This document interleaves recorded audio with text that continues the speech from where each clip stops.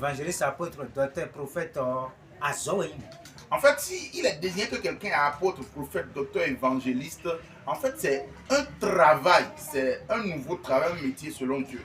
Mais que tu nous nous connaissons la Bible, nous y a Bible, En fait, c'est parce que beaucoup de gens sont ignorants de ces choses que beaucoup aujourd'hui portent ces titres et ils ont même ajouté d'autres titres à ce que Dieu leur a mais donné. D'autres pensent même que le titre de pasteur, c'est porter un vêtement sacerdotal. Ou c'est pour avoir beaucoup d'argent. S'il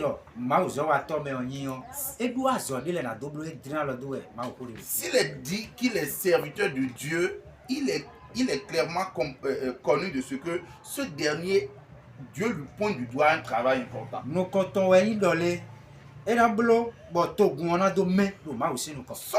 rôle premier qu'il a joué, c'est pour amener le peuple de Dieu à se sanctifier devant Dieu. Nous savons déjà que parce que Jésus-Christ, parce qu'il a déjà écrit nos noms, nous sommes devenus des saints. Mais cela ne suffit pas. Du moment où nous sommes sur cette terre, le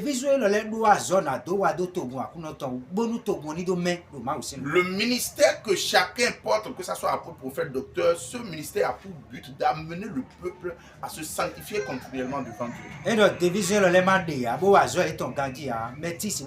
Si ces ministères n'existent pas et font correctement ce qu'on leur a confié comme travail, personne, il n'est pas évident que quelqu'un entre dans le royaume de Dieu.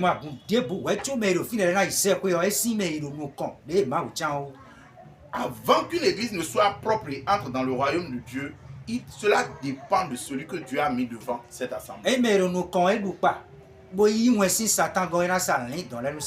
Si entre-temps, celui qui conduit une assemblée, un peu à l'exemple des serviteurs de Dieu, si celui-là trahit le message et va prendre un autre message chez l'ennemi Satan, ceux qui sont devant ne pourront pas entrer dans le royaume. Ceux qui sont dans cette assemblée ne pourront pas entrer dans le royaume. Parce que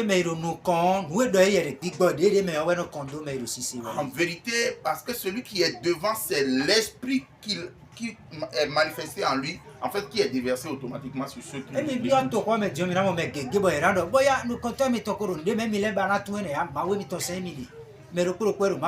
ce que nous avons l'habitude d'entendre dans la rue, un peu partout dans les hauts lieux, est que chacun dise, peut-être que mon pasteur ou mon berger est dans quelque chose, moi je ne sais pas. Je suis tenu d'adorer, de suivre ce que Dieu dit.